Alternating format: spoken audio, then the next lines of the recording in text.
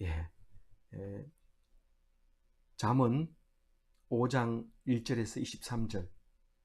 내 아들아 내 지혜에 주의하며 내 명철에 내 귀를 기울여서. 예, 오늘 말씀은 어, 아내에게 성실하라 이런 제목을 달았습니다. 오늘 이 5장 1절에서 23절은 한 가지 주제로 5장 얘기를 마치게 됩니다. 그러니까 23절이 5장의 마지막이 되는 거죠. 이 5장은 다른 얘기가 아니라 아내에게 성실해라 그런 제목으로 달았지만은 그 앞에는 그러면 뭐 했을까요? 우리 기억이 잘 안 나기 때문에 주일날은 무엇을 묵상했어요? 아버지의 훈계에 대해서 얘기를 했습니다. 훈계를 놓치면 안 된다. 그래도 생각 잘 안 나죠. 그러나 그냥 넘어가요. 생각이 안 나면 넘어가고.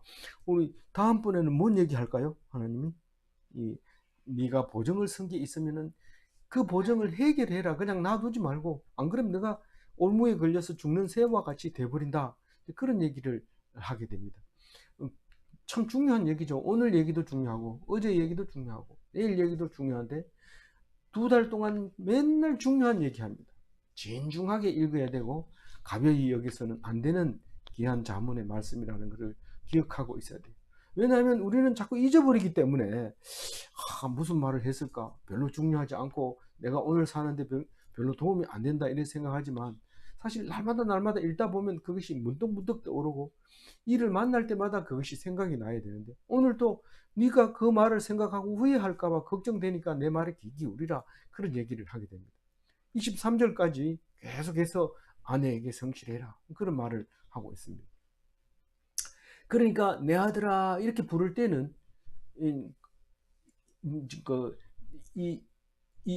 5장의 표제를 우리말 성경에서는 간음에 대한 충고, 이 세번역에서는 아내에게 성실하라 이제 이렇게 달려 있어요. 그래서 제가 그 세번역하고 같은 제목을 달게 됐는데,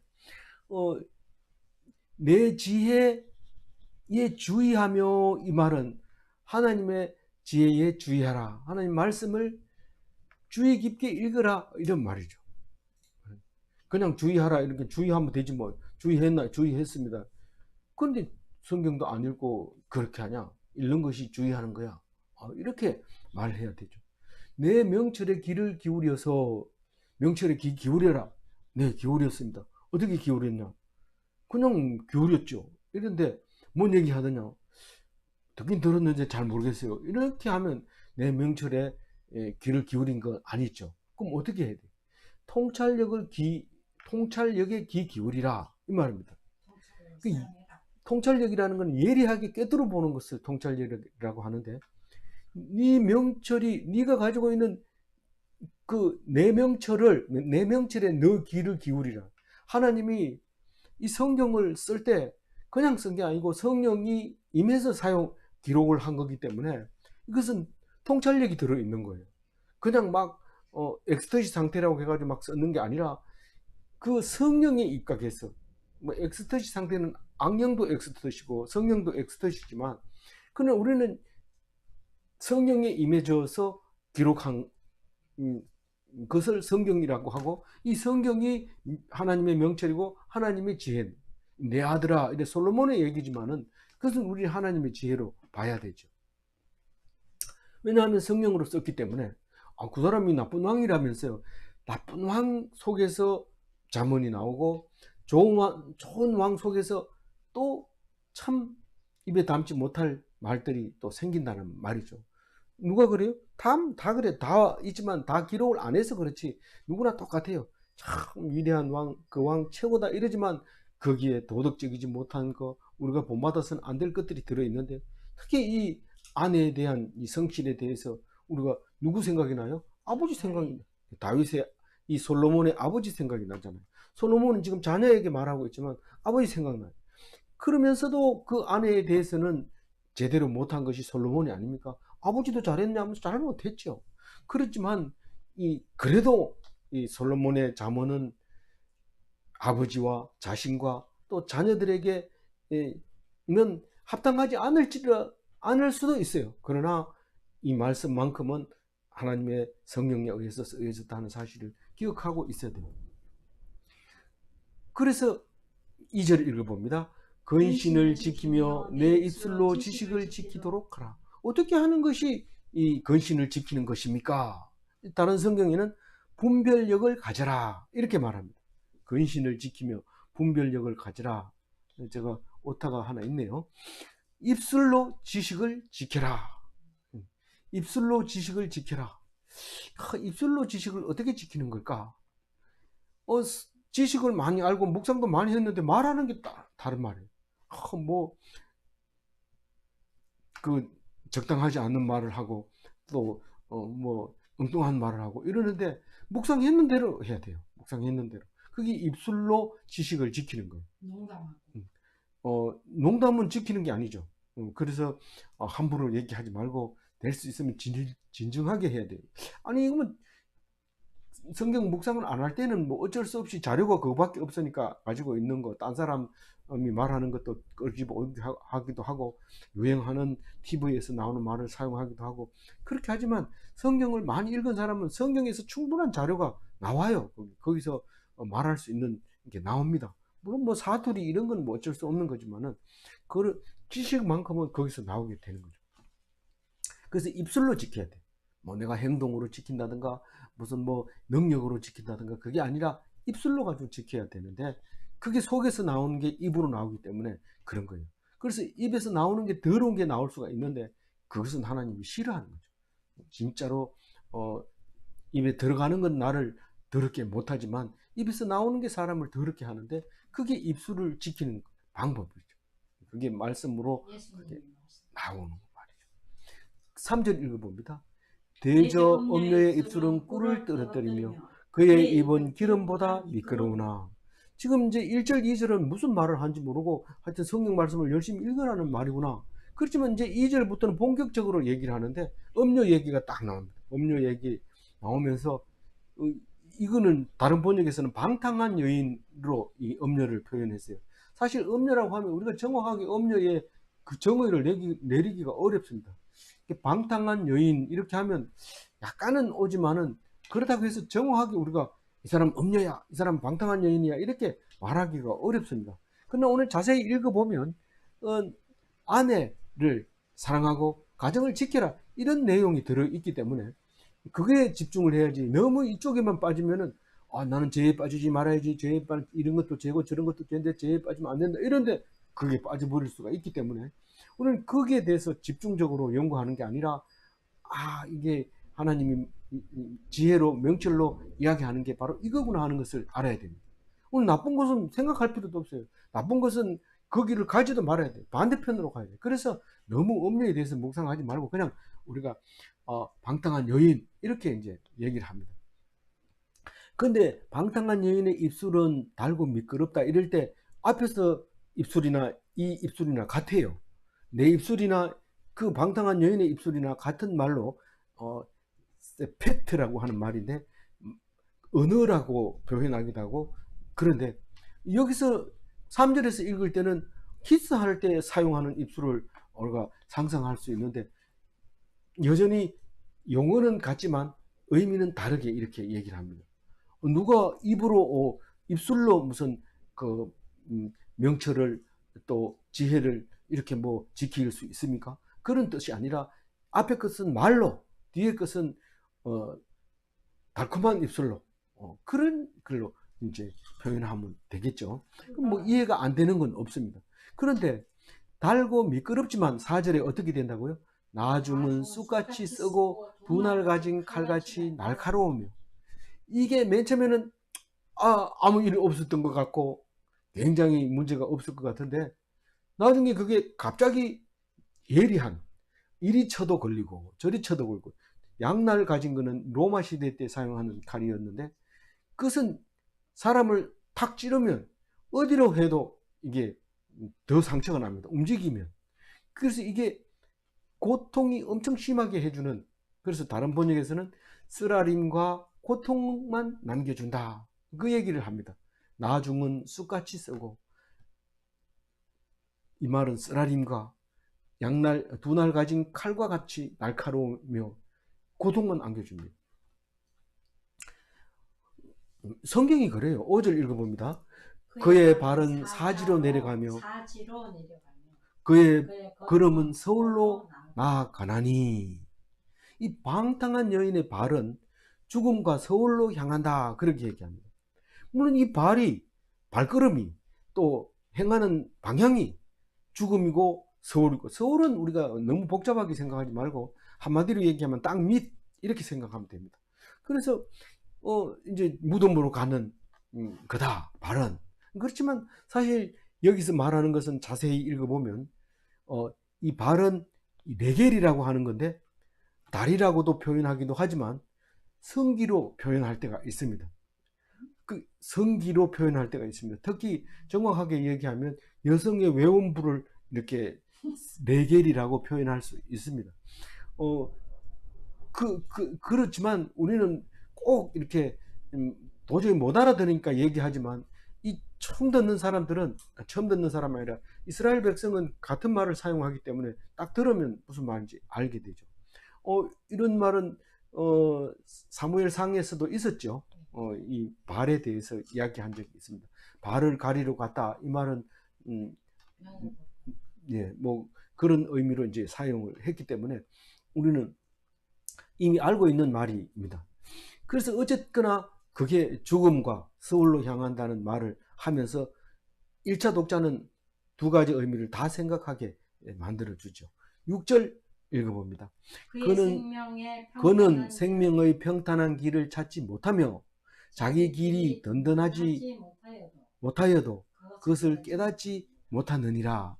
사실 6절 읽으면 그의 발은, 그는 이렇게 했기 때문에 방탕한 여인의 생각으로 1차적으로 말할 수밖에 없습니다.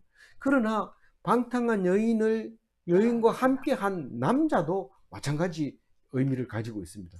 뭘 몰라요? 평탄한 길을 찾지 못해요. 이 생명의 길을 모릅니다. 살아가는 기쁨의 길을 찾지 못하고 자기의 길이 든든하지 못하여 그것을 깨닫지도 못하는데, 내가 이 길을 가면 든든할지 아닐지 모릅니다. 우리는 처음 가본 길을 갑니다. 그거는 기독교적이지 못하죠. 우리는 모든 길을 성경 속에 다 들어있습니다. 우리가 처음 가는 길이라서 잘 모릅니다. 그러면 인도자가 되지 말아야 되죠. 리더가 되면 안 됩니다. 처음 가는 길이라도 나는 굳게 믿습니다. 예를 들어서 이 길이 잘못됐더라도 나는 목숨 걸고 나는 그 죄값을 받고 나는 이 길을 갑니다. 그러면 사람들이 든든하게 따라가죠. 저 사람이 죽는데 왜 나는 못 죽어? 이러면서 따라가지만 모른다는데 어떻게 그 길을 따라가겠어요? 그게 평탄한 길을 찾지 못하고 자기의 길이 든든하지도 못하여도 그것을 깨닫지 못하느라. 다른 번역에서는 생명의 길을 모르고 삐뚤어지는 길을 깨닫지 못한다, 이렇게 이제 말할 수가 있는 거죠. 그러면은 성경 많이 보면 생명의 길도 알고 삐뚤어지는 길도 보입니까? 보이죠. 안 그러면 왜 날마다 묵상하겠어요? 바보일지도 모르죠. 그렇지만 아닙니다. 절대로 바보가 아니고 썩는 게 아니고 뭐 잘못 믿은 것도 아닙니다. 말씀만 잡으면 삐뚤어질 길을 깨닫게 되고 생명의 길을 알게 됩니다. 믿습니까? 네, 7절 읽어봅니다. 그런즉 아들들아 나에게 들으며 내 입의 말을 버리지 말고. 그러므로 이 말씀이 그만큼 우리에게 길을 알려주는 길인데도 잘못 가지 말고 깨닫지 못하고 어리석은 길을 가지 말고, 그러므로 내 아들아 후회하지 않도록 서라. 이런 말입니다. 나에게 들으며 내 입의 말을 버리지 말고. 누가 생각 안 났던 그 말을 탁 하면, 와, 당신은 참 대단한 사람이요, 내가 생각을 못했는데 그 생각을 합니다, 너무 존경합니다, 이렇게 해서 또 다음 말을 하고 또 다음 말을 하고, 이렇게 해서 서로 해 나가야 돼. 내 머리로는 어제 했는 것도 잊어버려요. 그런데 다른 집사님이 어제 그렇게 했잖아요, 또 혹은 사모님이 그게 그런 뜻이 아니었나요, 이러면 막 흥분되죠. 우리는 그 말을 기억하고 생명의 길을 가고 있다. 그렇게 얘기를 하는. 중요하죠. 그래서 내 말을, 내 훈계를 잘 듣고 잊지 말아라. 이 얘기가 7절 말이고요. 8절 읽어봅니다. 내 길은 그에게서 멀리하라. 그의 집 문에도 가까이 말라. 여기는 분명하게 내 길이라고 말하고 그에게서 멀리하라 할 때 이거는 주어가 없어도 내용만 보고 압니다. 아니 아들아 좀 이러면은 아들아 내 지혜의 말을 기억하고 명심해라 이런 말이죠. 지금 삐딱하게 가니까 좀 이렇게 하는 거죠. 그러니까 이 8절 말은 그에게서 멀리하라 하면 그가 누굽니까? 방탕한 여인을 말하고 있는 거예요. 그걸 멀리하라는 거예요.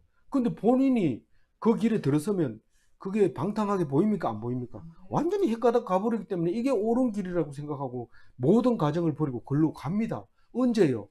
그 길에서 멀리하지 않고 가까이 있을 때 가까이 나는 그렇게 하면 안 돼. 나는 그렇게 하면 안 돼. 그럼 갑니다.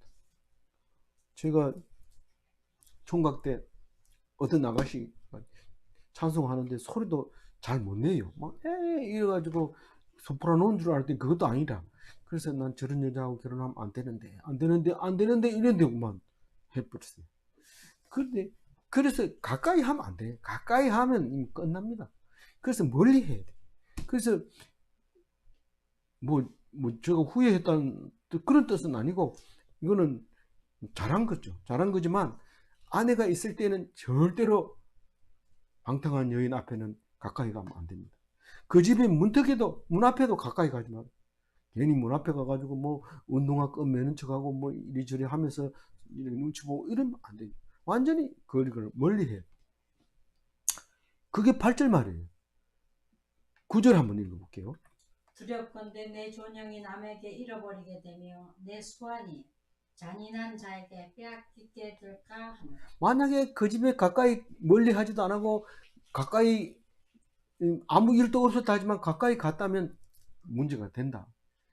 뭐라고 얘기하냐면 네 존영이 남에게 잃어버리게 되며, 이 존영이라고 하는 게 우리는 위험이라고 다른데 어떤 사람은 큰 도시의 장이었는데 그만 그 데리고 있는 여자로 말미암아 그 존영을 잃어버리게 되는 거예요.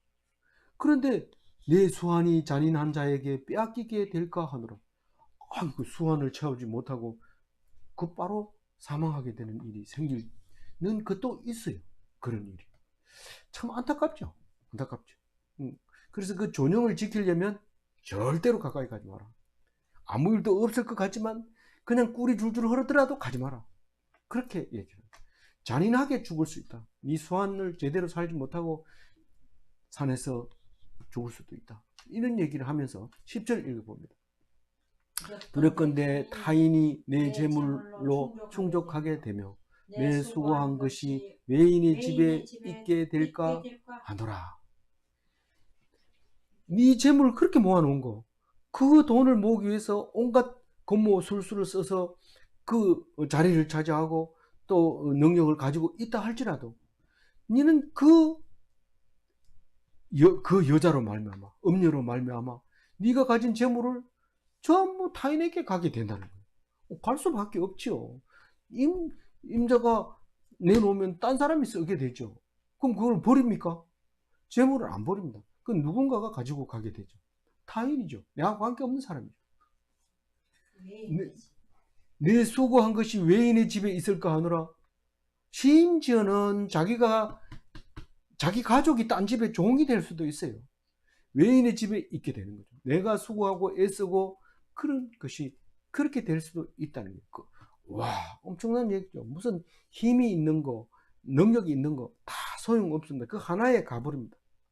어떤 내 직장 있을 때 동료는 이런 말을 했어요. 그렇게 빛나고 화려해도 한 방에 간다. 이런 말을 잘 썼어요. 한 방에 간다. 이게 10절 말이 그겁니다. 한 방에 내가 가진 모든 것을 딴 사람 것이 돼버릴 수 있다는 거죠. 그 중에서 가장 큰 게 여자에게 딱 걸리는 거죠. 여자 문제로 딱 걸리면 꼼짝 못합니다. 뭐 학교 교수도 마찬가지고 정치하는 사람도 마찬가지고 어떤 것도 이 이 성 스캔들에 의해서 자유로운 사람은 1명도 없습니다. 11절 읽어봅시다.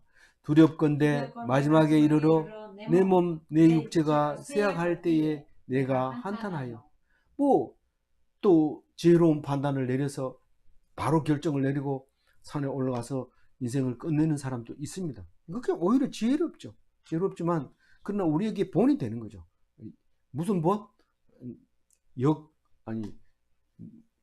무슨 반면 교사가 되는 거죠. 그것을 오늘 말하고 있는 거죠. 그런데 그렇지 못하고 나중에 가서 발견이 돼서 몸이 쇠약해져서 이랬을 때 문제가 많습니다. 우리 역사적으로 볼 때는 많은 그 사람들이 이 자녀도 놓고 이 자녀도 놓고, 그래서 이복 형제들이 싸움이 일어나면 목숨 걸고 싸우는데 명분은 다 똑같죠. 잘 알죠. 명분은 있는데 죽습니다. 근데 쇠약할 때 한탄합니다. 내가 왜 이런 짓을 했는지. 자기한테 도움이 하나도 안 되죠. 왜냐하면 자녀가 그렇게 많아가지고 자기 살 때는 전부 다 아버지 하고 이 아버지 저 아버지 막 오지만은 딱 쇠약해지면 한 사람만 필요하거든요. 한 사람. 근데 그게 후회를 하는데 어떻게 하는지 12절 읽어봅니다. 말하기를 내가 어찌하여 훈계를 싫어하며 내 마음이 꾸지람을 가벼이 여기고. 이 솔로몬이 마지막에 전도서를 쓰면서 세상 것이 다 헛되고 헛되다 이렇게 얘기를 했지만 그것을 땡겨와 가지고 청년 때 쓴, 장년 때 쓴 이 잠언서에도 그 얘기를 하고 있는 거죠. 마지막에 가가지고 뭐 화려한 거 따지면은 솔로몬보다 화려한 왕은 없다고 해요. 역사적으로 모든 동서고금을 막론하고 솔로몬처럼 지혜롭고 존경받을 만한 왕이 없었다고 해요. 그래도 그것도 그럴 것이 우리의 인류의 발상지 메소포타미아와 그 다음 문명의 이집트 문명 사이에 있었던 이스라엘의 초대 강력한 왕이었기 때문에 그 말을 충분히 할 수 있는, 믿을 수 있는 역사적인 인물이었죠.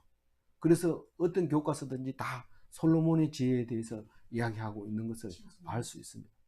그래서 모든 사람들이 솔로몬을 되고 싶어 하는데 어떤 사람이 이름을 살몬이라 해가지고 셀몬 이래가지고 솔로몬이라고 부르면서 이름을 자꾸 솔로몬이라고 짓는데 나중에 성경을 읽어보니까 많은 궁녀들을 가지고 와서 그 사람들이 신을 섬기게 해가지고 하나님이 싫어했다 이 소리 들으면 우리 애 이름 잘못 지었네 이렇게 생각해서 솔로몬이라는 이름이 그렇게 많지 않습니다. 그렇게 칭송을 받지만도 그렇게 되는 거죠.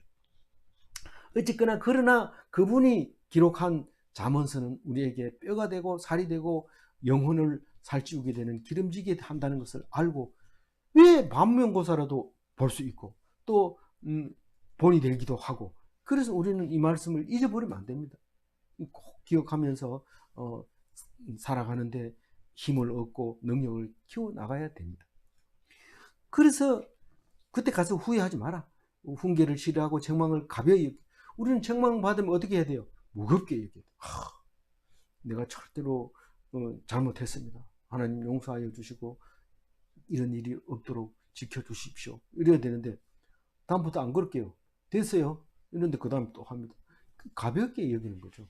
진짜 무겁게 진중하게 훈계를 받아야 되는 것이죠. 13절 읽어봅니다. 내 선생의 목소리를 청종하지 아니하며 나를 가르친 이에게 귀 기울이지 아니하였던 이 지금도 여전하지만 하바루타라고 해가지고 유대인들이 교육을 그렇게 가르칩니다. 그러다가 그 두 사람이 앉아서 하바루타 하다가 상대방하고 충돌이 일어납니다. 나는 힘센 사람이 이 땅을 가져야 된다고 생각한다. 한 사람은 아니다. 하나님이 주는 대로 가져야 된다. 하나님이 사람들을 통치할 수 있느냐? 힘이 통치하지. 이렇게 해서 싸우다가 라피한테 가져갑니다. 둘이 충돌이 일어나는데 어떻게 하면 좋겠습니까? 그럼 라피가 이것은 하나님 앞에서 순종하는 것이 하나님이 기뻐하시는 거다 라고 얘기하면 이 사람은 그것은 귀를 기울이지 않고 알았어요 이러고 가는데 마음속에는 거기에 귀를 기울이지 않았죠. 그건 나중에 늙어가지고 딱 이제 쇠약해질 때 한탄하게 되는데 어떻게 할까요? 14절 읽어봅니다. 많은 무리들이 모인 중에서 큰 악에 빠지게 되었노라 하게 될까 염려하라. 많은 사람 앞에서 붙들려 가지고 힘센 사람 앞에서 부끄러움을 당하죠. 온갖 모욕을 당하면서 내가 잘못했다. 내가 그때 랍비가 얘기한 것도 잘 들었어야 되는데 잘못했다. 그건 참 비참하게 되는 거죠. 네가 그렇게 되지 않으려면 어떻게 하라고요? 음녀를 가까이 하지 마라. 멀리 해라. 떨어져라. 네 보기에는 그렇지만 돌아서야 된다. 보지 말아라. 왜 여직원 여비서하고 둘이만 있는 시간을 만들지 말아라. 절대로. 항상 여비서 남자 비서 같이 있고 말할 때도 똑같이 하고, 우리가 산업체에 가면 큰 위험한 일을 할 땐 꼭 두 사람씩 보냅니다. 경찰도 두 사람 보내고 소방관도 두 사람씩 보냅니다. 왜 그래요? 한 사람이 부족한 게 있으면 딴 사람이 도와주려고 그러죠. 그래서 옛날부터 삼총사가 있었고 삼국지가 나왔고, 그 세 발이 세 개가 있어야 안정이 되지만 두 사람이 있으면 위험할 뿐만 아니라 참 불안한 거죠. 절대로 둘이 있으면 안 됩니다. 그러나 자기 아내와 둘이 있는 건 상관없습니다. 그래서 예배 드릴 때는 두 사람이 드려도 예수님이 함께 하시면 더 많은 사람과 함께 예배 드릴 수 있는 거죠. 15절부터면은요, 15절부터는 너무 힘들어서 현대인 성경을 그대로 제가 옮겨놨습니다. 15절부터 20절까지, 15절부터 20절까지는 현대어 성경을 바로 인용을 해놨으니까 한 절 한 절씩 보면서 우리 묵상해 가도록 합시다. 15절 읽어봅니다. 너는 내 우물에서 물을 마시며 내 샘에서 흐르는 물을 마시라. 이 현대인의 성경만큼은 과감하게 이렇게 표현을 했어요. 너는 내 아내에게 성실하고 그녀만 사랑하여라. 어떻게 여기서 그런 말을 할 수 있을까요? 전체적인 것을 연구하고 의역을 하게 됩니다. 이 잠언서는 시편보다도 더 까다로운 부분이 있는데, 시편은 감정이 밖으로 표출되지만 잠언서는 감정이 표출되는 게 아니라 거기에 들어있는 숨겨놓은 비밀스러운 이야기가 글 속에 숨어 있다는 거예요. 그래서 잠언이라고 해요. 비밀이 들어있는 글이라는 뜻이에요. 그래서 우리는 15절을 읽을 때에 그대로 읽으면 이해가 안 갑니다. 우물에서 물을 마시면 당연히 자기 우물에서 물을 마시죠. 그런데 내 샘물이 흐르는 물을 내 샘에서 흐르는 물을 마시라. 다른 물을 먹지 말라는 거예요. 다른 물을. 왜요? 불안하거든요. 왜냐하면 다른 물을 마시면 거기 독을 탔을 수도 있고 대적이 이 물을 오염시켜 놨을 수도 있기 때문에 그 물을 먹으면 안 되는 거예요. 그래서 절대로 그녀만 사랑해라, 아내만 사랑해라, 그 얘기를 15절과 같이 해요. 좀 어렵더라도 한번 읽어보고 다시 16절 읽어봅니다. 너는 내 우물에서 물을 마시며 내 샘에서 물을 마시라.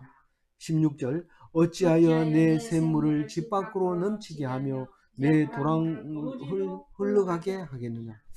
아니 다른 샘에서 끌어들인 온 것도 아니고 어찌하여 내 샘물을 집 밖으로 넘치게 하겠느냐. 그럼 이 상황이 15절과 16절이 그림이 잘 안 그려집니다. 그러나 현대인의 성경을 읽으면 그 그림이 그려집니다. 16절에 현대인 성경 읽어볼게요. 네가 다른 여인에게 정을 주어 자식을 낳게 할 이유가 무엇이냐. 만약에 다른 자식을 낳으면 어떤 일이 생겨요? 노년에 가가지고 이 성을 지키지 못하는 사건이 생깁니다. 나도 아버지가 그 사람이다. 너만 아들이냐? 그래서 싸워가지고 정치하게 되면 결국은 다른 족속에게 이 성이 넘어가게 되죠. 근데 그거를 이렇게 표현한 거죠. 네 샘물을 집 밖으로 넘치게 하여 내 도랑물을 거리로 흘러가게 하겠느냐. 이런 것들로 가지고 우리가 바벨론 포로에서 돌아올 때 쓴 글이라고 말할 때 바로 이 16절과 같은 얘기 때문에 많이 그렇게 인정을 받게 되는데, 이게 어떤 상황이냐면 이 성 안에서 물이 밖으로 나가지 못하게 가둬놓습니다. 왜냐하면 그 물이 나가면 딴 데서 또 쓰기 때문에 물을 가둬놓고 밖에서 물이 안 들어올 때도 살 수 있도록 이렇게 저수시설이 성 안에는 꼭 필요했던 거죠. 그래서 이렇게 16절 같이 말하면 무슨 말인지 압니다. 16절 읽고 17절 읽어봅니다. 어찌하여 내 샘물을 집 밖으로 넘치게 하여 내 도랑물을 거리로 흘러가게 하겠느냐. 그 물이 내게만 있게 하고 타인과 더불어 그것을 나누지 말라. 오직 한 사람에게만 그 물을 주어서 너희 후손에게 이어지도록 해라. 17절 현대인 성경 읽어봅니다. 너는 내 자녀들의 행복을 다른 사람과 나누지 못하게 하라. 다른 사람하고 나누면 싸움이 일어나죠. 그냥 공동으로 하면 좋은데 그러면 이 성이라고 하는 게 의미가 없어지는 거예요. 그래서 그 가정을 지키려면 그 가정이 확실해야 되죠. 근데 그 미국 같은 데 가보면 네이티브 인디언들 가정에 딱 가보면 아주 묘합니다. 누굽니까? 이러면 이 사람 아들입니다. 그래서 그럼 아버지는 누굽니까? 이러면 뭐 삼촌일 수도 있고 아주 가까운 사람일 수도 있고 이렇습니다. 그래가지고 거기서 예를 들어서 그러면 엄마도 되고 고모도 됩니까? 뭐 이런 식으로 물었다가는 이렇게 합니다. 얘기하지 마세요. 가족 관계는 얘기하지 마세요. 우리하고 다릅니다. 이렇게 얘기하는데 사실 가정을 이루는 데는 그건 불가능한 일이죠. 그냥 막 사는 데는 그게 문제가 없습니다. 그리고 인디언 리저베이션은 참 자유롭습니다. 그리고 살면은 또 머리당으로 돈을 주기 때문에 살아가는 데는 지장이 없습니다. 그래서 그냥 평화롭게 그냥 살아가는 거죠. 짐승처럼 그냥 살아가는데 우리는 문화인으로서는 그렇게 하면 안 되고 앞으로 우리가 정말 하나님 앞에서 온전한 삶을 살려면 절대로 그렇게 해서는 안 된다. 그 말을 합니다. 18절 읽어볼까요? 내 샘으로 복되게 하라. 내가 젊어서 취한 아내를 즐거워하라. 18절은 있는 그대로 하면 샘 솟는 가족 사랑으로 복이 되어라 이 말입니다. 날마다 새롭게 사랑하고 날마다 이뻐하고 그렇게 해서 그 사랑으로 복이 돼야지 돈 많은 것도 아니고 또 뭐 좋은 직장에 취직하는 것도 아니고 뭐 그런 것이 아니라 그냥 사랑으로 복이 되어야 된다. 그리고 누구하고 해야 되냐면 초강지처하고 행복해야 된다. 그 현대인의 성경 읽어봅니다. 네가 젊어서 얻은 아내를 행복하게 하고 그녀와 함께 즐거워하라. 그렇게 말하고 있습니다. 그럴 때 그 말이죠. 19절 읽어봅니다. 그는 사랑스러운 암사슴 같고 아름다운 암노루 같으니 너는 그의 품을 항상 족하게 여기며 그의 사랑을 항상 연모하라. 우리가 성경을 읽고 불편할 때가 있습니다. 예를 들어서 재혼한 사람이라든가 이혼한 사람이라든가 별거하는 사람이라든가 이런 말은 열심히 신앙생활을 하다가 18절을 읽어보고 마음의 상처를 받고 이 교회를 계속 나가야 되냐 말아야 되냐 이런 생각을 할 수 있습니다. 그러나 그 모든 일 이것뿐만 아니라 다른 일도 있습니다. 그 다른 모양의 형태들이 많이 있습니다. 그럴 때 우리는 어떤 생각을 가지고 살아야 되느냐 하면 다른 성경 속에서 답을 찾아야 되죠. 네가 잘못한 건 사실이지만 이제 와가지고 하나님을 알게 되고 말씀을 깨닫게 되면 그 모든 잘못에 대한 것은 네한테 없다. 일단 잘못에 대한 것이 없으니까 일단 여기에서 자유해라. 두 번째로 그러면 내가 돌아가야 됩니까? 아니면 그대로 있어야 됩니까? 어떻게 해야 됩니까? 라고 물었을 때 하나님은 네 자유의지에게 맡기겠다. 그러나 분명히 잘못한 것에 대해서는 자유롭지만 그럼에도 불구하고 그 받을 것에 대한 것은 각오를 해라. 그것은 내가 징계하는 거다. 사람이 하는 것이 아니라 내가 하는 거니까 내가 하는 것으로 달게 받으라. 다시 말해서 지은 죄의 모든 것은 하나님이 사해 주지만 그러나 거기에 대한 결과는 내가 징계할 수 있다. 그러면 어떤 어려움도 이겨낼 수 있어야 되죠. 왜냐하면 하나님께서 주시는 징계는 없어요. 다만 교훈은 있죠.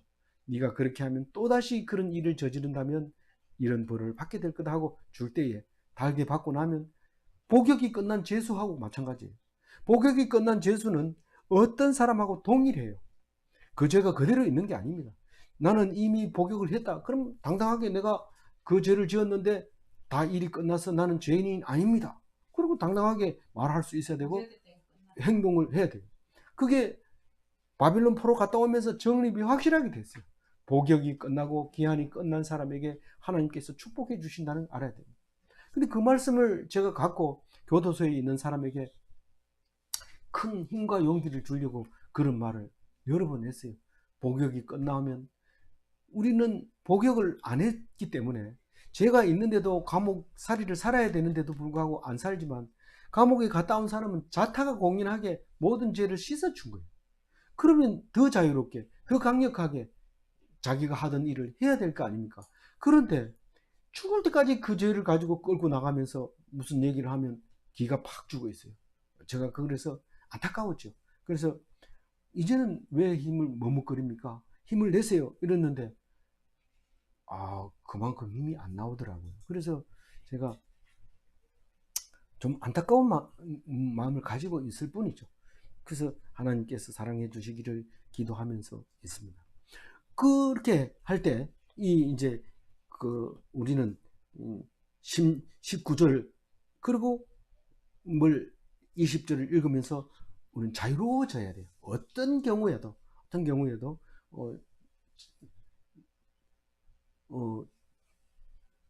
자유로워져야 되는데 19절을 읽었잖아요.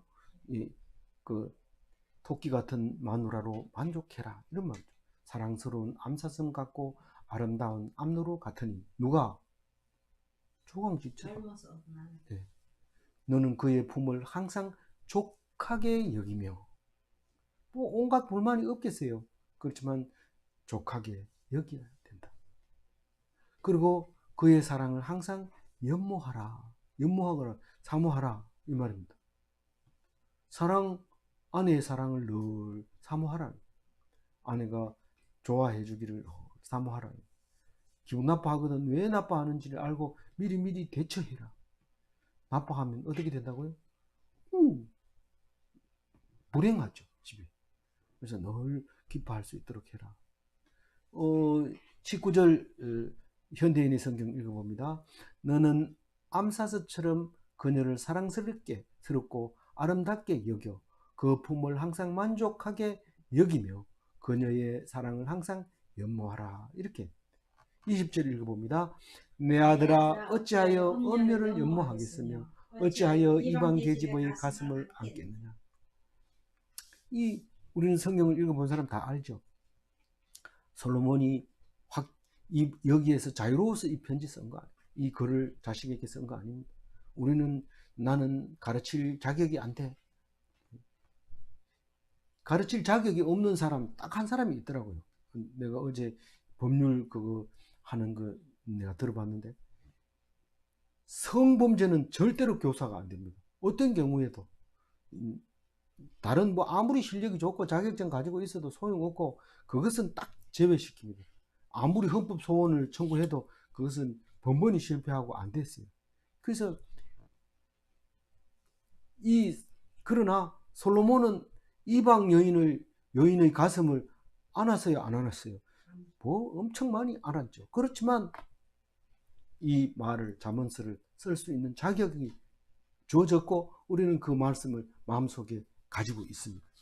그래서 우리는 영심을 가치를 가지고 있다가 솔로몬을 보면서 뭐지? 이렇게 하면서 정신을 차려야 돼요.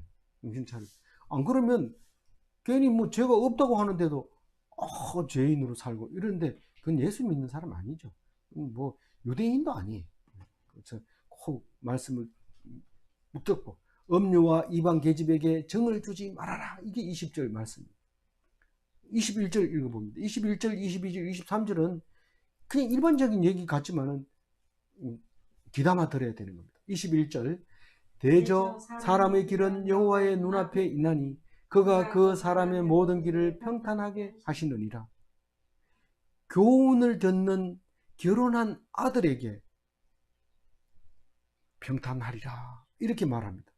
어떻게 하면? 하나님의 말씀을 떠나지 않고 내 훈계를 들으면 21절 그 한 절만 딱 잘라가지고 읽으면 그런 말이 안 나오지만 지금까지 해온 이야기를 들으면 그게 그런 말이라는 것을 알 수 있게 되죠. 다시 한번 21절 읽고 22절 읽어봅니다. 대저 사람의 길은 여호와의 눈앞에 있나니 그가 그 사람의 모든 길을 평탄하게 하시느니라. 22절 악인은 자기의 악에 걸리며 그 죄 중에 주를 매이나니. 이 22절 말은 악인은 죄의 사슬에 매이는 겁니다. 여기 그냥 죄의 줄에 매이나니 이랬는데 죄 사슬에 매이고 우리가 사냥꾼의 올무에서 벗어났도다 할 때 그 말할 때 죄사슬이라는 말이 나옵니다.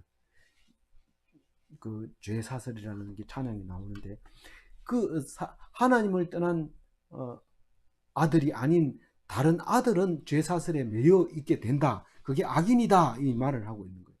23절을 또 악인에 대해서 말하고 있는데 그는 훈계를 받지 아니함으로 말미암아 죽겠고 심히 미련함으로 말미암아 혼미하게 되느니라. 이게 다른 말로 얘기하면 불신으로 사망하게 되고 믿지 않음으로 어리석어서 지혜가 없어서 방황한 삶을 살 것이다. 다른 얘기로 정리하면요, 훈계를 받지 않으면 방황합니다. 여긴가 저긴가, 여기 갔다 저기 갔다, 이 당에 들어갔다 저 당에 들어갔다가 딴 당에 들어갔다 뭐 이러면서 열심히 하는데 그게 방황이죠. 방황. 근데 믿는 자는 방황이 없습니다. 또 사망도 없습니다. 오직 하나님 말씀만 붙잡고 순종하면 살려줄 수도 있고 죽을 수도 있고, 죽으면 뭡니까? 하나님께서 부르신 거고 누구나 가는 그 길을 가는데, 그러나 특별히 천국으로 인도해 준다는 것을 믿으셔야 됩니다. 그래서 훈계를 받아야 돼요? 믿어야 돼요? 훈계를 받고 믿음을 가져야 돼요. 그래야지 사망도 없고 방황도 없는 귀한 삶을 살다 갈 수 있는 것입니다. 아무쪼록 그런 사람이 다 되시기를 바랍니다. 네, 기도하겠습니다. 하나님 감사합니다.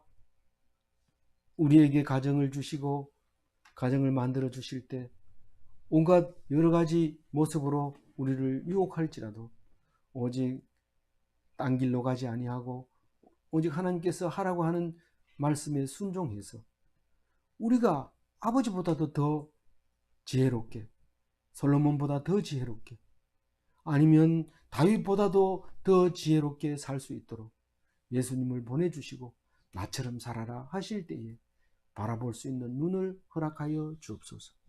주님께서 그렇게 하시려고 잠언서를 주셨사오니 잠언서를 쓴 사람을 평가하지 말고 오직 주님만 의지하며 솔로몬보다 더 큰 지혜를 가지고 솔로몬보다 더 확실한 가정을 만드신 예수 그리스도를 생각하면서 순종하는 그리스도인이 다 되게 하여 주옵소서.